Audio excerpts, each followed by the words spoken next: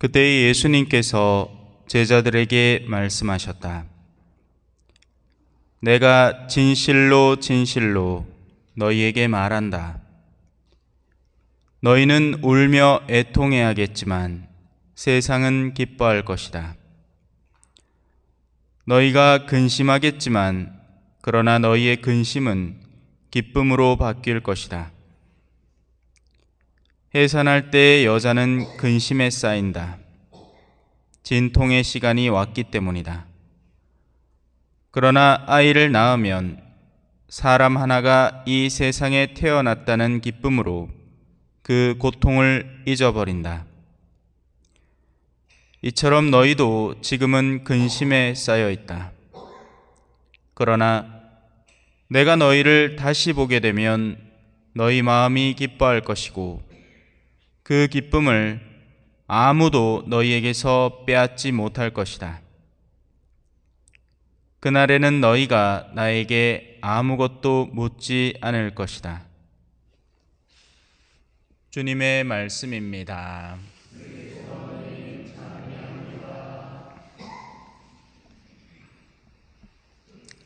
찬미 예수님.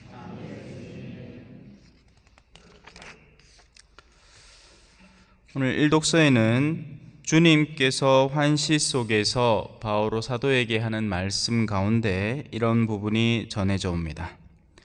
두려워하지 마라. 자, 이 말의 시작부터 살펴보자면 두려워하지 말라는 건 두려워할 일이 많다는 이야기입니다. 우리의 삶을 살아가다 보면 아무 일도 없이 평온하면 좋겠는데 사실 그런 삶은 거의 없습니다. 어린 시절부터 해서 저마다의 연령대별로 걱정하고 고민해하고 맞닥뜨려야 하는 소위 말하는 두려운 사건들이 끊임없이 펼쳐지는 것이 통상적입니다. 그래서 이 위로가 필요한 겁니다.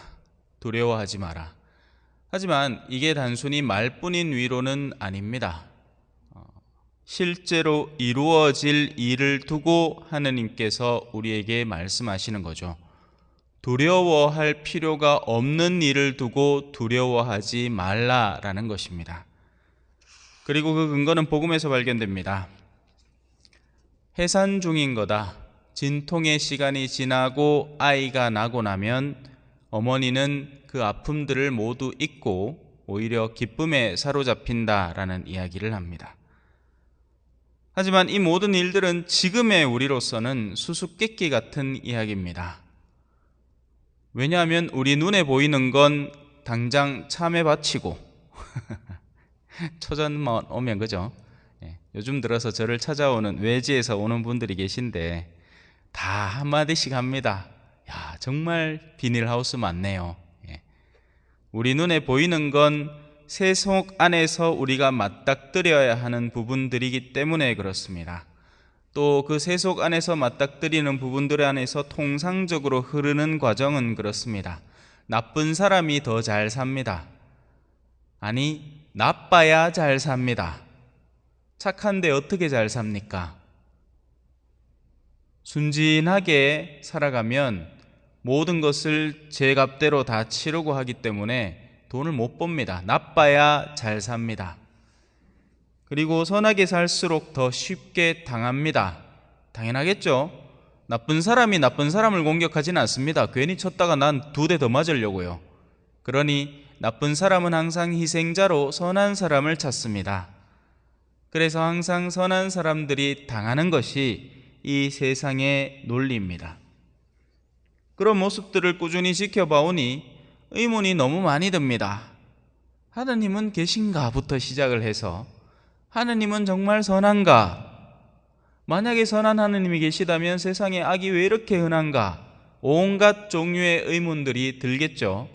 하지만 그 모든 종류의 의문들은 어디서부터 기인하는 걸까요? 우리가 아직 진정한 현실을 목도하지 못하는 데에서 오는 겁니다. 부활의 현실을 의미하죠. 선한 사람들이 지금은 핍박받지만, 아니 핍박에 못해 박해받고 심지어는 죽음까지 당하지만 그들이 영원 안에서 드높은 영역에 놓인 것을 볼 때 우리는 오늘 복음의 마지막 부분처럼 그날에는 너희가 나에게 아무것도 묻지 않을 것이다. 너무나 명백하게 드러나는 사건을 두고 질문을 할 필요는 없습니다. 신부님의 왼편에 초가 있습니까? 라고 저한테 물을 이유가 뭐가 있겠습니까? 그죠? 떡 보고 있는데, 하느님 가까이에 승리한 이들이 무리를 이루어서 수정바다처럼 그 자신의 영혼의 맑은 상태를 드러내면서 있는 모습을 보게 되면 우린 더 이상 질문할 이유가 없어지는 겁니다. 하지만 이 세상은 어떻죠? 그렇지 않으니 믿음을 가진 이에게 물어봐야 하는 겁니다. 이건 왜 이런지, 저건 왜 저런지. 다시 돌아옵시다. 잠자코 있지 말고 계속 말하여라. 우리는 하루를 살아가면서 수도 없이 많은 말을 합니다. 뭐가 가격이 어떻느니, 어디 땅값이 올랐느니, 전부 다 돈과 경제, 정치, 아니면 온갖 잡다한 일상 이야기들을 하죠. 하느님이 그거 시키겠습니까? 아니죠. 무슨 말을 해야 할까요? 그건 그 뒤에 바오로 사도가 하는 일 안에 들어있습니다. 바오로는 1년 6개월 동안 그곳에 자리를 잡고 사람들에게 하느님의 말씀을 가르쳤다. 우리는 말해야 합니다. 하지만 세속이 어차피 떠들고 있는 것에는 역으로 함구하는 것이 좋습니다. 나까지, 우리까지, 신앙인인 우리들까지 거기 함몰되어서 같이 줄구장창 떠들 필요는 없습니다. 그런 것들은 이미 미디어에서 수많은 세속 사람들이 시키지 않아도 잘하고 우리는 그저 귀만 살짝 빌려주고 그들이 위안을 얻도록 하는 정도로 그치면 됩니다.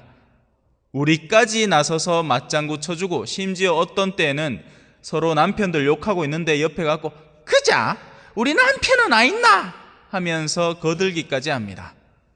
그러다가 어떻게 되죠? 죄를 짓게 되죠. 우리의 혀는 우리의 여러 가지 신체 기관들 중에 다른 것들은 죄를 지으면 끊으면 끝입니다. 그런데 우리의 혀는 우리의 영혼을 지옥의 구렁텅이로 이끌어갈 수 있는 유일한 수단입니다. 그래서 이 새치혈을 조심하지 않으면 언젠가 우리가 눈을 감았다 떴을 때 원치 않는 곳에 있을 수도 있습니다. 하지만 바로 사도에게 하느님께서 말씀하시는 바는 당신의 말을 전하라는 것입니다. 그러려면 알아야 됩니다. 없는 걸 어떻게 줍니까? 나한테 초가 없는데 초를 달라는 사람에게 초를 어떻게 줘요? 먼저는 나부터 그 말씀을 먹어야 합니다. 말씀을 먹는다는 의미는 그 말씀을 구체적인 삶 속에서 실천하려고 애를 써야 한다는 거죠. 그런데 적지 않은 신앙인들은 너무 피상적인 신앙의 안에 머물면서 과연 하느님의 말씀이 무엇을 의미하는지에 대한 감각이 잠들어 있는 경우가 너무나 많습니다. 아니 오히려 어떤 때는 갓 세례받은 지 얼마 되지도 않은 사람 안에서 신앙 고백이 나올 때 저는 정말 신앙생활이 너무 기쁩니다. 저는 요즘 사람만 만나면 그 사람한테 내가 갖고 있는 신앙을 전한다고 바쁩니다 하는 중에 신앙생활을 30년, 40년 한 사람은 입을 꾹 닫고 그런 사람들의 모임에 갔을 때 그들이 하는 말을 듣자 하니 저의 인내심이 바닥날 정도로 세속적인 이야기만 잔뜩 오가고 있다면 그야말로 첫째는 말째되고 말째가 첫째 되는 일이 이미 이곳에서 벌어지고 있는 것입니다.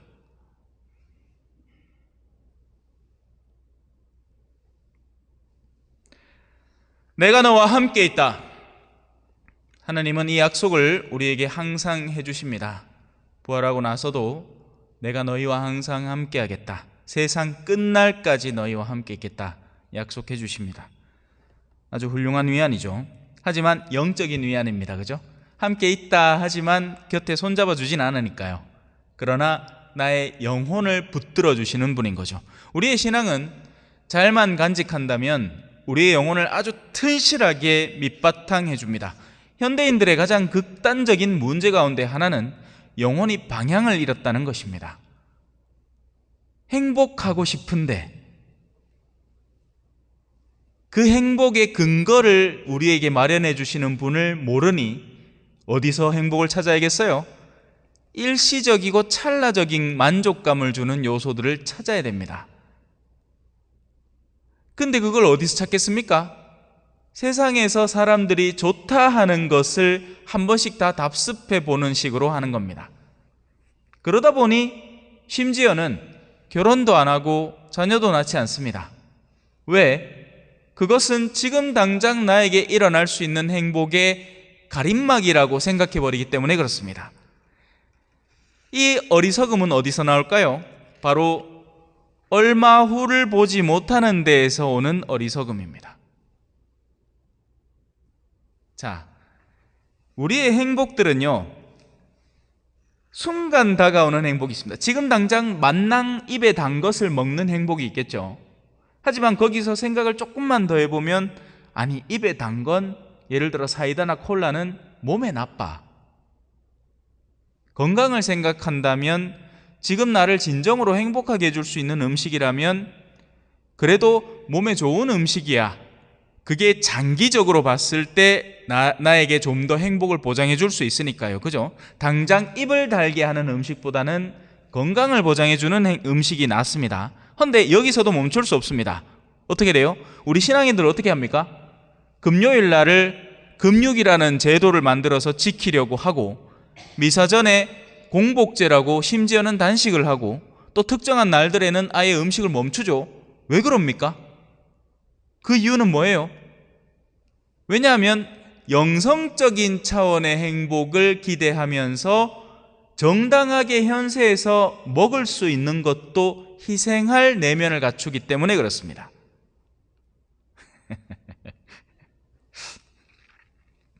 잘 따라오고 계시죠? 나 혼자 진도 나가는 것 같았어. 자, 그러니 우리의 시선이 길어지면 길어질수록 진정한 행복을 우리가 수용하고 받아들일 수 있다는 이야기예요. 결혼이라는 것을 지금 단기적인 시선, 나의 20대, 30대만 바라보면 결혼 안 하는 게 행복입니다. 성생활만 즐기고 결혼을 안 하고 아이를 안 갖는 게 행복이에요. 그런데 조금만 지나면 상황이 달라질 겁니다. 40대가 되어서 방 안에 고양이 한 5마리 키우고 있으면 지 딴에는 행복하다고 난리를 치고 있겠으나, 진정 아이의 인격이 성장하고 자라나가면서 나에게서 나온 살이요 나에게서 나온 피구나 할 수 있는 나의 정말 소중한 자녀가 성장하는 모습 속에서 느끼는 기쁨을 절대로 이해하지 못하겠죠. 그리고 거기에서 멈추지 않고 내가 한 인격, 나의 남편과 아내에게 평생을 헌신하면서 신앙 안에서 충실히 살아가는 그 기쁨을 살아보지 않은 사람이라면 모르는 겁니다. 이 정도 합시다. 자, 그래서 아무도 너에게 손을 대어 해치지 못할 것이다. 왜? 이 도시에는 내 백성이 많기 때문이다. 사실은 이 마지막 구절이 가장 미스터리하고 우리가 조금은 이해하려고 노력해야 되는 부분이에요. 어찌 그러냐? 이 도시에 내 백성이 많다는 것, 그것을 어디에서 찾을 것이냐? 그리고 그 뒤에 이야기가 서술이 됩니다. 바오로는 아까 얘기한 것처럼 이 지역에서 무려 1년 6개월을 사람들에게 하느님의 말씀을 가르칩니다. 그러자 그 결과가 어떻게 일어나느냐? 자신의 동족이라고 하는 인간들이, 소위 말하는 유대인들이 바오로를 잡아 죽이려고 모함을 하려고 그를 이방인의 우두머리인 갈리오라는 아카이아 지방 총독에게 데리고 갑니다. 그리고는 그를 이렇게 얘기해요. 이 자는 법에 어긋나는 방식으로 하느님을 섬기라고 사람들을 부추기고 있습니다. 이 사람이 하느님을 섬기라고 하는데 당신네 법에 어긋나게 해요. 벌 주세요. 라는 말입니다. 예수님도 사실은 비슷한 케이스죠. 그런데 정작 갈리오가 이렇게 얘기합니다. 무슨 범죄나 악행이라면 청을 들어주겠는데 이거는 뭐 당신들의 율법과 관련된 거니까 알아서 하시오. 무슨 말이죠? 갈리오는 안에 정의가 살아있는 이방인입니다. 하느님을 믿는다는 유대인들은 도리어 바오로를 박해하고 앉았고, 하느님과 전혀 상관없을 것 같은 이방인의 내면 속에는 진리와 정의가 살아있는 겁니다. 지금 여기서 하느님이 이 도시에는 내 백성이 많다고 한 그 근거 속에는 바로 이 보호가 들어있는 겁니다. 우리가 평일미사를 안 빠지고 나와서 하느님의 백성이 되는 게 아니라 우리의 내면 속에 하느님의 진리와 정의가 살아있어야 그분의 백성이 된다는 거죠. 굉장히 중요한 일입니다. 왜냐하면 이걸 제대로 캐치하지 않으면 엉뚱한 신앙 껍데기를 살아간다고 정신없이 바쁘기 때문입니다. 그렇게 해서 바오로는 무사히 그들에게서 빠져나올 수 있게 됩니다. 갈리오는 그 일에 아무런 관심도 두지 않았다. 이 모든 일들은 내면에서 흐르는 것들입니다. 그래서 눈을 뜨고 보려 하지 않으면 보이지 않는 것이죠. 우리 당장 눈을 뜨고 봤을 때는 여기에 열심한 신자분들이 다들 앉아 계십니다. 그죠? 하지만 우리가 실제로 보아야 하는 것은 그 내면에 흐르는, 사람들의 내면 속에 흐르는 진리와 정의와 자비와 사랑과 같은 것입니다. 이런 것들을 잘 읽어내지 않으면 우리는 흔히 껍데기에 사로잡혀서 신앙생활조차도 껍데기로 하게 됩니다. 아멘.